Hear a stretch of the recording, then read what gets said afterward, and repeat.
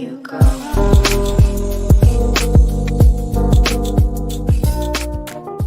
What is up, guys? I do hope you're well. My name is Mark, and today we're looking at some more r/entitled parents.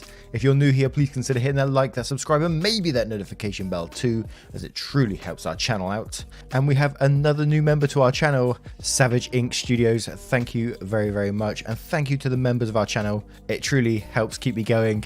And with that being said, let's get straight into today's stories. Much love, guys. Our first story comes from Just Monica, Just DDLC. EM spits in my face when I won't accept her counterfeit money. I was doing my usual thing, working the electronic sections at my job, helping customers as best as I could, and doing my best not to get fired for being on my phone, when this mum and her daughter came up asking to get one of the few Nintendo Switches we had left, along with a copy of Animal Crossing. I pulled it out for them and brought it to the register, and the total came out to just under $400.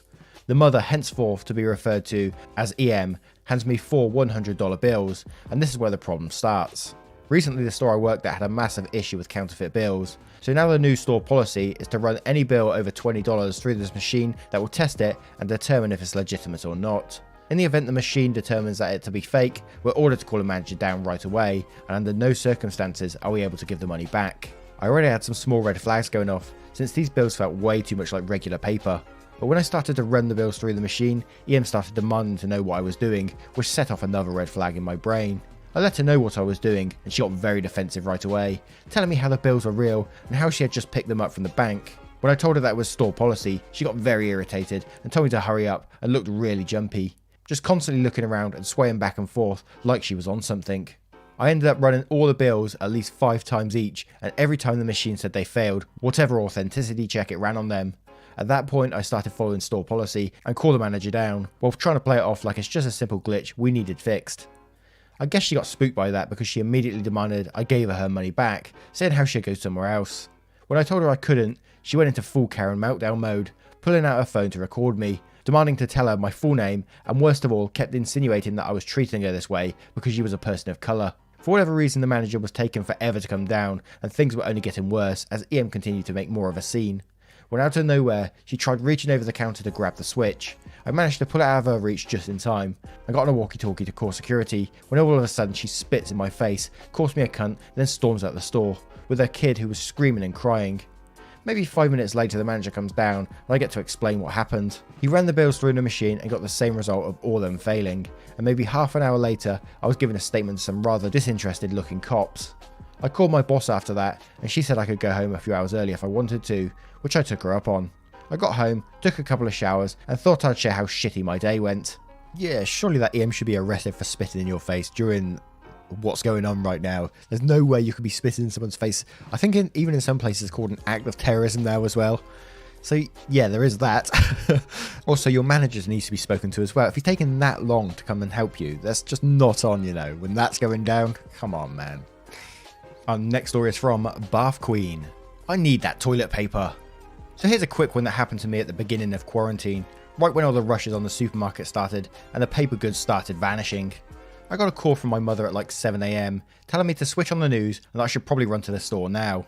I look in my storage closet, 1 roll of toilet paper left. Well, crap. Okay, guess I have to go. So I get to the first store. They have the groceries I need but no toilet paper. Go to the second store, nada. A third store, nada. Finally, I get on the highway and drive 30 minutes upstate. There on the shelves, under the red glow of a giant bullseye, are 4 27 packs of toilet paper. The only packs they have in the store, the only packs within miles. I've struck gold, folks. Curiously, there were several shoppers with carts. I only needed the one thing, so I didn't take a cart. Just sort of, I don't know, patrolling if you will. As if they were in slight orbit around these toilet paper packages, with one eye looking out front and the other trained on the shelf. I got the feeling that no one wanted to be the first to make a grab for the toilet paper. Well, let me tell you, I grabbed one of those packs so fast it was like lightning. Faster than a speeding bullet, deadlier than the strike of a mantis shrimp. I like to wipe my ass, folks. So now, I've got my toilet paper in hand, white knuckles like you wouldn't believe, and I go to make a hasty beeline for the checkout. Immediately, one of the orbital shoppers, an early middle-aged woman with a half-full cart, starts chasing me, all the while shouting, "Hey, I need those! I have children! I need those! Don't ignore me, you fuck! You don't need those! I have children!" I don't know what it is with people like this, but they only seem to want things other people have. You see, despite the fact that there were 3 unclaimed 27 packs of toilet paper on the shelf, none of those shoppers made a move. This woman had to have mine, because I guess the idea that a single man could be buying toilet paper when her children need it grounds her gears that much. I mean, how did she know I didn't have 13 good Christian children of my own back home? I don't, but the point still stands. Anyway, still moving towards the register is all the way across the store. Ugh. And she's hooting and hollering at me with a "I have kids" and to "stop ignoring me" while following me about 10 feet behind and closing. Finally, I've had enough. I turn, and loudly enough for half the store to hear, shout the first thing that I popped into my head. "I have diarrhea!" Well, let me tell you, she came to a wide-eyed screeching halt. Without a word, she turned around and went straight back from whence she came. I managed to get to the register without further incident. In fact, after my announcement, just about everybody was keeping their distance. I checked out, ran to my car, clutching that package like it was the Ark of the Covenant, and headed home to deal with my non-existent diarrhea. Imagine my shock when I got home to find my roommate proudly displaying the toilet paper he'd managed to find just 10 minutes from our apartment, on his first try. Unlucky, my dude, unlucky. I enjoyed that one. I love the ones where Karen is chasing someone around the store demanding what they have. I mean, it's in most of them, but it just makes it so much better when you turn around and tell them that you had diarrhea too. Our next story is from Unknown Unwanted. Entitled Mum tries to steal my face mask, gets kicked out of the store. Howdy, so this happened yesterday, and I'm still kind of pissed about it. The stupidity of some people I come across at work could give anyone a migraine. Yesterday, I added yet another person to my list of idiot customers that I've seen at work. A bit of background information: I'm a cashier/stocker at a local grocery store in my town. Due to us being an essential establishment, we've been able to stay open. The problem is, the store doesn't provide us employees with much to protect ourselves. The best they've been able to give us is disposable gloves, which I suppose is better than nothing. Still, I live with my 60-year-old mum, and I don't want to bring home anything from work that might put her at risk. I voiced these concerns to friends of mine who make masks, and she's happily made one for me. I've been wearing it to every one of my shifts, and I've received many comments from people asking me where I got it. Once I explained to him that a friend made it for me, they usually drop the subject. Until yesterday, that is. Here's the cast: me, EM entitled Mum, M manager. So there I was, standing in my lane and watching the clock slowly tick by. I had already some particularly infuriating customers before EM showed up, so I was more than ready for my shift to be over. I see EM approaching from a distance and suspect nothing of her, for she doesn't hold a trademark appearance of your typical Karen. Oh, how naive I was. EM pushes her cart through my lane, and I plaster a forced smile on my face and switch into customer service mode. We make small polite conversation, and she seems nice enough, but then she asks me the fateful question that started this whole debacle. EM says, "So, where did you get your mask?" I said, "Oh, a friend made it for me." "Well, it's very pretty, looks well made too." It's a pretty mask, a sky blue fabric decorated with red roses. My friend knows me well. I said, "Yeah, my friend has made a lot of masks, so she's pretty good at it." EM then gestures to her daughter, who's sitting in the cart playing on some kind of tablet. "I wish I could find a mask for my daughter. I wouldn't want her catching anything." I said, "I'm pretty sure you can find someone in your neighbourhood who makes them, or you can try and make one yourself. They're pretty easy to make." And then EM says this: "I don't suppose you could just give me yours?" I'm a bit taken back by this question and move away from her a couple of inches. I said, "I'm sorry, but I'm going to have to say no. I need this mask for my job." She said, "Well, can't you just get your friend to make you another one?" She's very backed up on orders from people asking her to make masks for them. Besides, I've been wearing this mask all day. It's full of my germs. She said, "Oh, I can just wash it when I get home." I'm sorry, but I'm not going to give you my mask. I need it to keep me and my family safe. EM started sounding like your average Karen at this point. It's also worth noting that she kept slowly inching towards me during this exchange, as we kept going back and forth with her saying that her daughter absolutely needs it, and me saying that I need it because I'm an essential worker. She keeps getting louder and louder, to the point where one of my managers noticed us and was watching the exchange. After another minute or so of going back and forth, EM suddenly lunges forwards and tries to grab at my mask. I'm able to move my head way back and avoid her, but her fingers almost graze the fabric. That was enough for the manager to step forward and put a stop to her antics. The manager said, "Mum, I'm going to have to ask you to leave." She said, "But this woman stole my daughter's mask. My daughter needs it." "Mum, I was watching the whole exchange and I know that's not true. Leave now before I call the police." As I mentioned of getting the cops involved, EM realised that she could easily get arrested, since we also have cameras all over the check stands. She lifts her daughter out of the car and leaves in a huff with no groceries and no mask. Thank God for my vigilant manager. That's a manager that's dealt with many Karens in his time. He's seen some things and he's ready to deal with them. Our next story is from Missaloo95. EM harasses me, a disabled child, at Disney World. My I Don't Work Here lady story blew up the other day, so I figured I'd share another classic entitled story over here too. Enjoy. Backstory: my parents took me, 10 at the time, to Disney World for my 10th birthday. 2013. I'm also autistic and it's noticeable. It was especially obvious when I was younger, even more so because I was incredibly excited to be at Disney. Now, when you're at Disney parks around your birthday, they give you this big old button that says, "It's my birthday," along with a space where the cast member writes your name. I was very proud of my button and proudly wore it over my whole trip. On this particular day, my actual birthday, my parents and I were in the Magic Kingdom. We were around Tomorrowland, just about to enter the Buzz Lightyear Astro Blasters. I was carrying a Stitch plush. I got it on the first day of the trip, and these two little kids around my age at the time, a boy and a girl, NK1 and NK2, which stands for nice kids because they weren't nice, with their mum, EM, noticed my plush. They got their mother's attention saying, "Mummy, mummy, look, he has a Stitch." Their mother smiled at them and at me, and then noticed my button and said, "Happy birthday, young man." NK1 and NK2 also saw it, and also happily told me happy birthday. I was excited that they noticed, and I grinned and thanked them as I happily flapped my hands around a bit, something I do when I'm excited. NK1 and NK2 didn't think anything of it, but EM's face scrunched up as if I just dropped an F-bomb. She said, "What's the matter with you?" EM asked rudely. I didn't hear her, but my parents did. My dad asked her what she just said. "Well, I don't want him doing that around my children," EM said, disgusted. "He did nothing wrong," my dad said. "I don't want my children catching that and acting like him," EM spat. Me and NK1 and NK2 were not paying any attention to this at all. We were too busy happily discussing Stitch. I was having an awesome time talking with my two new friends when EM grabbed their hands and rushed them into the queue for Buzz Lightyear before we could get there. "We deserve to go first after what your child just did," EM smugly stated. However, when you're autistic at Disney, you get a special pass to skip queues. So of course, we walk right on past EM towards the fast pass queue attendant who directs us on what to do.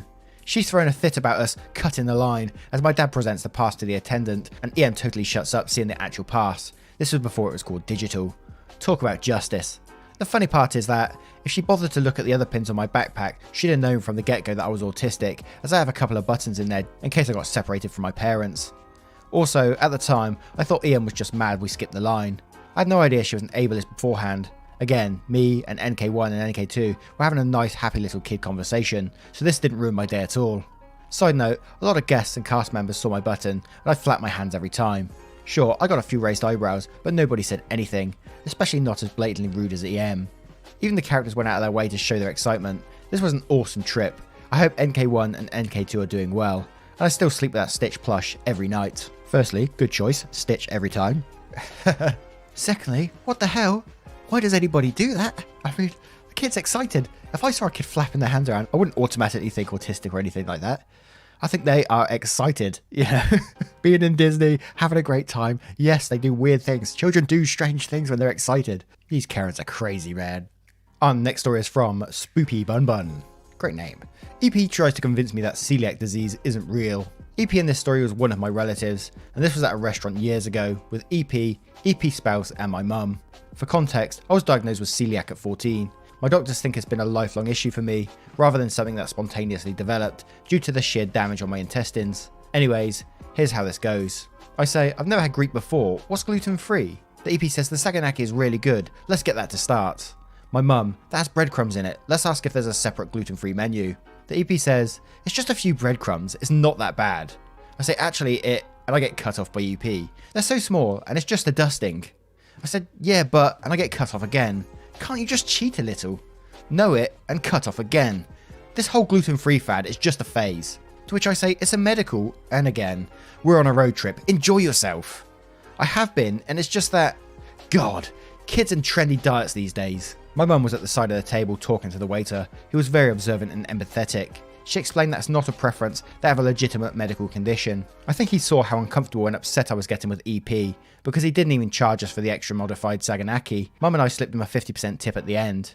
I said, "It's not a trend," and again, I get cut off. EP said, "I bet all these food intolerances are just from over-processed garbage and hormones. It's just liberal propaganda to make you buy special expensive food." I'd like to point out that it's really irritating when people see celiac as an intolerance. No, it's not like a lactose intolerance where I can take an enzyme capsule or just have exploding shit and be fine in 2 days. Celiac is an autoimmune disorder and much more serious. Me, at this point, I'm just silent because I know EP isn't worth it. EP's spouse, who never ever speaks up. "Jesus Christ, EP, let the kid explain. They're the one with a gluten issue." I'm pretty sure this shocked EP into silence. I said, "It's not a trend or a fad diet. I was told by my doctors that I need to be on a gluten-free diet because I have celiac disease. We know this because my antibody levels were off the charts before going gluten-free, and now that I've been off of gluten, they've returned to normal. Celiac is not an intolerance, it's an autoimmune disorder. When I have gluten, my immune system attacks my intestines. This causes a body-wide rash, excruciating abdominal pain, diarrhea, sometimes vomiting, and severe fatigue. EP said, but it's small breadcrumbs. The gluten proteins that cause these reactions are microscopic, size doesn't matter. EP said, well, why can't you just do half gluten-free, like full glutens off the weekends? Mum, who is done ordering. Okay, EP, if that's what you want to do, I'm sure you'll be thrilled to pay for your grandchild to have a colostomy bag by the age of 30, because that's what staying on gluten will do. She'd also need to be on a feeding tube due to severe nutrient deficiencies, which OP already has, because the damage is that bad. Now, when can we add OP to your insurance plan? EP went totally silent. EP's spouse was laughing so hard he had to step outside. Eventually our food came, and the rest of the trip went smoothly. Ironically, 3 years later, I had to have emergency, exploratory surgery of my abdomen.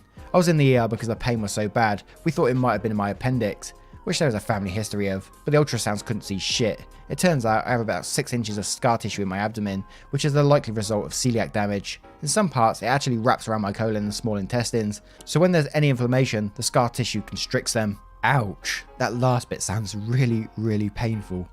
Like, I hate it. I've been having some abdominal pains for like the last month or so yet. I'm on meds for it now. Don't worry about it. It's not about me. It's about OP. And it's not that, it doesn't hurt that bad. But I can't imagine what this person has to go through every day after they have a little bit of, if they have a small amount of gluten, what they have to go through. Damn, man. And then someone to treat you like that, like it's nothing. It's just a fad, you know. What the hell, man? Oh, dear.